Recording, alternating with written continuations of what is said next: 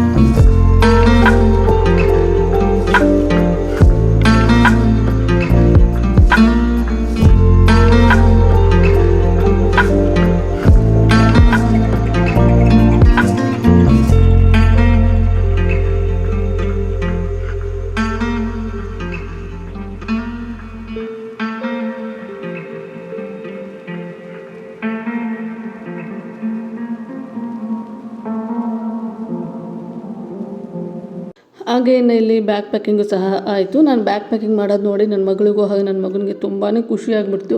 ಯಾಕಂದರೆ ನನ್ನ ಮಮ್ಮನ ಹತ್ರ ಬರೋದಿಲ್ಲ ಅಂತ ಹೇಳಿಬಿಟ್ಟಿದ್ದೆ.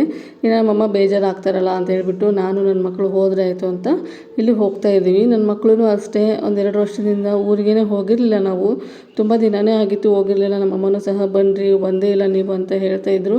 ಏನಾಗ್ಬಿಡುತ್ತೆ ಅಂದರೆ ನಾವು ಈ ಥರ ಊರನ್ನ ಕರ್ಕೊಂಡು ಅಡ್ಡಾಡ್ತಾ ಇದ್ದರೆ ಮಕ್ಕಳಿಗೆ ಅವರಿಗೆ ಸ್ಕೂಲಿಗೆ ಹೋಗಬೇಕು ಹಾಗೆ ಓದಬೇಕು ಅಂತ ಕಾನ್ಸಂಟ್ರೇಷನ್ನೇ ಬರೋದಿಲ್ಲ. ಹಾಗಾಗಿ ನಾನು ಮಕ್ಕಳಿಗೆ ಜಾಸ್ತಿ ರಜೆ ಮಾಡಿಸೋದಕ್ಕೇನು ಹೋಗಲ್ಲ.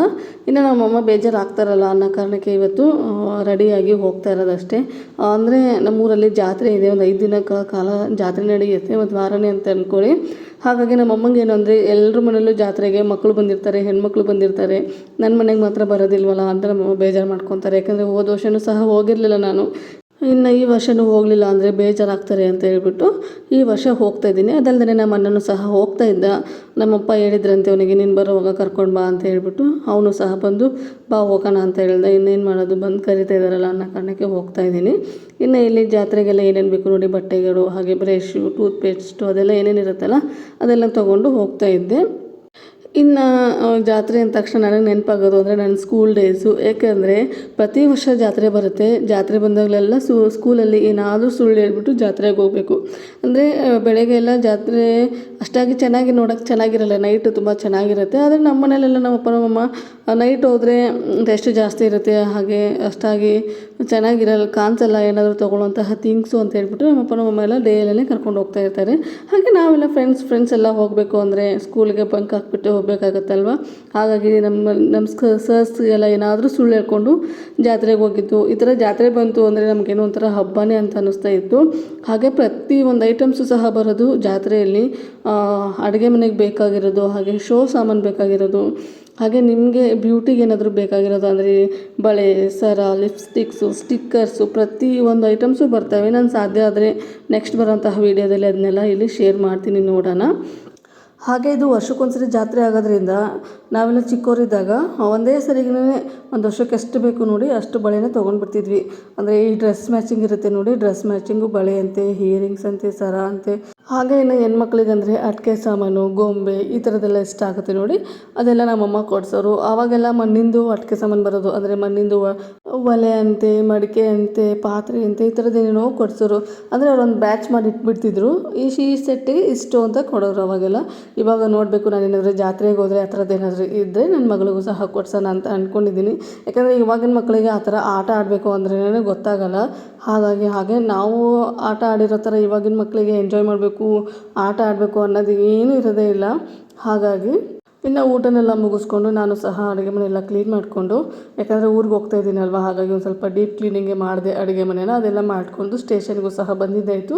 ನಾವು ಬಂದು ಒಂದು 15 ನಿಮಿಷಕ್ಕೇ ಟ್ರೈನು ಸಹ ಬಂತು. ಇನ್ನು ಟ್ರೈನಿಂದ ನಮ್ಮೂರಿಗೆ ಬಂದಿದ್ದಾಯಿತು. ನಾವು ಬರೋ ಅಷ್ಟರಲ್ಲಿ ಮಾರ್ನಿಂಗ್ ಒಂದು 5 ಗಂಟೆ ಏನೋ ಆಗಿಬಿಟ್ಟಿತ್ತು. ಇನ್ನು ಬಂದ ಮೇಲೆ ನಮ್ಮಮ್ಮನೂ ಸಹ ಎದ್ಬಿಟ್ಟಿದ್ರು, ಯಾಕಂದರೆ ಹಬ್ಬ ಇರೋದ್ರಿಂದ ಬೇಗನೆ ಎದ್ದಿರ್ತಾರೆ. ಹಾಗಾಗಿ ಇನ್ನು ಅವರೆಲ್ಲ ಎದ್ದಿದ್ರು ಅಂತ ಹೇಳ್ಬಿಟ್ಟು ನಾನು ಸಹ ಏನು ಮಲಗೋದಕ್ಕೇನು ಹೋಗಲಿಲ್ಲ. ಮತ್ತು ನನಗೆ ವೀಡಿಯೋನ ಕಂಟಿನ್ಯೂ ಮಾಡೋದಕ್ಕೆ ಆಗಲಿಲ್ಲ, ಯಾಕಂದರೆ ಹಬ್ಬ ಇರೋದ್ರಿಂದ ಮನೇಲಿ ಪೂಜೆ ಹಾಗೆ ಅಡುಗೆ ಎಲ್ಲ ಆಗಬೇಕು. ನಮ್ಮಮ್ಮ ಒಬ್ಬರೇ ಇರ್ತಾರೆ ನೋಡಿ.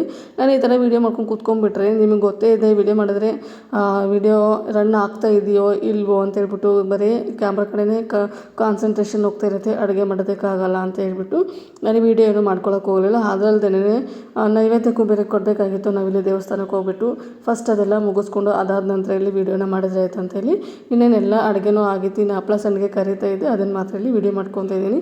ನೀವು ನೋಡ್ತಾ ಇರ್ಬೋದು ಇಲ್ಲಿ ನಾನು ಎಷ್ಟು ಹಪ್ಪಳ ಕರೆದಿದ್ದೀನಿ, ಎಷ್ಟು ಸಂಡಿಗೆ ಕರೆದಿದ್ದೀನಿ ಅಂತ ಹೇಳ್ಬಿಟ್ಟು. ನಮ್ಮ ಮನೇಲಿ ಇವತ್ತೇನಿಲ್ಲ ಅಂದರೂ ಸುಮಾರಾಗಿ ಒಂದು 11 ಜನ ಇದ್ದೀವಿ. ಎಲ್ರಿಗೂ ಒಂದೊಂದರಂತೆ ಏನು ಹಪ್ಪಳ ಕರೆದ್ರೂ ಸಾಲ್ತಾನೆ ಇಲ್ಲ. ಮನೇಲಿ ಮಕ್ಕಳಿದ್ರೇ ಹೀಗೆ ಏನೋ ಗೊತ್ತಿಲ್ಲ. ನಾನಿಲ್ಲಿ ಕರೆದು ಹಾಕ್ತಾಯಿದ್ದೆ, ಅವ್ರು ಬಂದು ತೊಗೊಂಡು ತಿಂತಾನೆ ಇದ್ದರು. ನಮ್ಮಮ್ಮ ಅದೇ ಹೇಳ್ತಾಯಿದ್ರು, ಒಂದು ಸ್ವಲ್ಪ ಜಾಸ್ತಿನೇ ಕರೆದ್ಬಿಡು, ಯಾಕಂದರೆ ಅವ್ರು ಬಿಡೋದಿಲ್ಲ, ನಮ್ಗೆ ಆಮೇಲೆ ಊಟಕ್ಕೂ ಸಹ ಆಗೋದಿಲ್ಲ ಅಂತ ಹೇಳ್ಬಿಟ್ಟು. ಅದ್ರ ಜೊತೆಗೆ ನಮ್ಮ ಅಪ್ಪನೂ ಸಹ ಮಕ್ಕಳ ಜೊತೆಗೆ ಮಕ್ಕಳಾಗಿ ಚಿಕ್ಕವ್ರ ಥರ ಅವರು ಸಹ ಇಲ್ಲಿ ಬಂದು ನನಗೂ ಕೊಡು ಅಂತ ಕೇಳ್ತಾಯಿದ್ರು. ಹಾಗಾಗಿ ಇಲ್ಲಿ ಎಲ್ರಿಗೂ ಮೊದಲಿಗೆ ಹಪ್ಪಳ ಸಂಡಿಗೆಲ್ಲ ಕರೆದ್ಬಿಟ್ಟು ಆಮೇಲೆ ಊಟಕ್ಕೆ ಎಷ್ಟು ಬೇಕು ನೋಡಿ ಅದನ್ನು ಸಹ ಡೀಪ್ ಫ್ರೈ ಮಾಡ್ಕೊಂಡು ಎತ್ತಿಟ್ಕೊಂಡಿದ್ದೀನಿ. ಇನ್ನು ಅದಾದ ನಂತರ ಇಲ್ಲಿ ಕಡಲೆಬೇಳೆ ವಡೆ ಮಾಡಿದ್ರಾಯ್ತು ಅಂತ ಕಡಲೆಬೇಳೆ ವಡೆಗೂ ಸಹ ಇಲ್ಲಿ ರೆಡಿ ಮಾಡಿದ್ದೆ, ಅದನ್ನು ಡೀಪ್ ಫ್ರೈ ಮಾಡ್ಕೊತಿದ್ದೀನಿ. ಇದು ರೆಸಿಪಿನ ಶೂಟ್ ಮಾಡೋಣ ಅಂದ್ಕೊಂಡಿದ್ದೆ, ಯಾಕಂದರೆ ನಾನು ಈ ರೆಸಿಪಿನ ಏನೂ ನನ್ನ ವ್ಲಾಗಲ್ಲಿ ಹಾಕಿಲ್ಲ. ಆದರೆ ಇಲ್ಲಿ ಟೈಮ್ ಇಲ್ಲದೆ ಇರೋ ಕಾರಣಕ್ಕೆ ನಮ್ಮಮ್ಮ ಅಲ್ಲಿ ನಿಮ್ಮೂರಲ್ಲಿ ಹೋದಾಗ ಮಾಡಿಕೊಂಡು ಹಾಕ್ಕೊಳ್ಳಮ್ಮ ಅಂತಂದಿದ್ರು. ಹಾಗಾಗಿ ಸಿಂಪಲ್ಲಾಗಿ ಸುಮ್ಮನೆ ವಡೆ ಡೀಪ್ ಫ್ರೈ ಮಾಡೋದು ಮಾತ್ರ ಹಾಕಿದ್ದೀನಿ. ಇನ್ನು ಅದೆಲ್ಲ ಆದಮೇಲೆ ಕೋಸಂಬರಿನ ಮಾಡೋಣ ಅಂತೇಳಿ ಕೋಸಂಬರಿಗೆಲ್ಲ ರೆಡಿ ಮಾಡ್ಕೊತಿದ್ದೆ. ನಮ್ಮಪ್ಪ ಇಲ್ಲಿ ನನಗೆ ತರಕಾರಿ ಎಲ್ಲ ಕಟ್ ಮಾಡ್ಕೊತಿದ್ರು. ನನ್ನ ಮಗ ಅದನ್ನೆಲ್ಲ ರೇಗಿಸ್ತಾ ಇದ್ದೆ. ನಮ್ಮಮ್ಮ ನೋಡಿ ನಮ್ಮಮ್ಮ ಬಂದಿದ್ದಾರೆ ಅಂತೆ, ನಮ್ಮ ತಾತ ನಮ್ಮಮ್ಮಂಗೆ ತರಕಾರಿ ಎಲ್ಲ ಕಟ್ ಮಾಡಿಕೊಡ್ತಾ ಇದ್ದಾರೆ ಅಂತ ರೇಗಿಸ್ತಾ ಇದ್ದ. ನಮ್ಮಪ್ಪ ಯಾವಾಗಲೂ ಹಾಗೇ, ನಾನೇನಾದರೂ ಮನೆಗೆ ಹೋದರೆ ಅವ್ರ ಊರಿಗೆ ಹೋದರೆ ನನ್ನ ಕಡೆಯಿಂದ ಯಾವ ಕೆಲಸ ಮಾಡೋದಕ್ಕೂ ಬಿಡೋದೇ ಇಲ್ಲ. ನಮ್ಮಮ್ಮ ಬೈತಾ ಇರ್ತಾರೆ, ನಾನು ಒಬ್ಬಳೇ ಎಷ್ಟಂತ ಮಾಡಲಿ, ಜಾಸ್ತಿ ಆಗುತ್ತೆ ಕೆಲಸ, ಮಾಡಲಿ ಬಿಡು ಅಂತ ಹೇಳ್ತಾ ಇದ್ದಾರೆ. ನಮ್ಮಪ್ಪ ಅಂದರೆ ತುಂಬಾ ಇಷ್ಟಪಡ್ತಾರೆ ನನ್ನ. ಹಾಗಾಗಿ ನಾನು ಹೋದರೆ ಪಾತ್ರೆ ತೊಳೆಯೋಕ್ಕೂ ಬಿಡೋದಿಲ್ಲ, ಕಸ ಗುಡಿಸೋದಕ್ಕೂ ಬಿಡೋದಿಲ್ಲ, ಅಷ್ಟು ಇಷ್ಟಪಡ್ತಾರೆ. ಇನ್ನು ಹಬ್ಬ ಆದಮೇಲೆ ಕೆಲಸ ಜಾಸ್ತಿ ಇರುತ್ತಲ್ವ, ಹಾಗಾಗಿ ನಾನು ಸಹ ಇಲ್ಲಿ ನಮ್ಮಮ್ಮಂಗೆ ಸ್ವಲ್ಪ ಹೆಲ್ಪ್ ಮಾಡ್ತಾ ಇರ್ತೀನಿ. ಇನ್ನು ಅದಾದ ನಂತರ ಊಟನೆಲ್ಲ ಮುಗಿಸ್ಕೊಂಡ್ವಿ. ಊಟ ಎಲ್ಲ ಮಾಡೋ ಅಷ್ಟರಲ್ಲಿ ಇವತ್ತು 3:30-4 ಗಂಟೆನೇ ಆಗೋಯಿತು. ಯಾಕಂದರೆ ಹಬ್ಬದ ಅಡುಗೆ ಮಾಡಬೇಕು ಅಂದರೆ ನಿಮಗೆ ಗೊತ್ತೇ ಇದೆ ಎಷ್ಟು ಕೆಲಸ ಇರುತ್ತೆ ಅಂತ. ಅದಲ್ಲದೆ ಇಲ್ಲಿ ನೈವೇದ್ಯಕ್ಕೂ ಬೇರೆ ಕೊಡಬೇಕಾಗಿತ್ತು. ನಾವು ಜಾತ್ರೆ ಇರೋದ್ರಿಂದ ದೇವಿ ನೈವೇದ್ಯ ಕೊಟ್ಟ ಮೇಲೆ ಇಲ್ಲಿ ಊಟ ಮಾಡಬೇಕಾಗತ್ತೆ.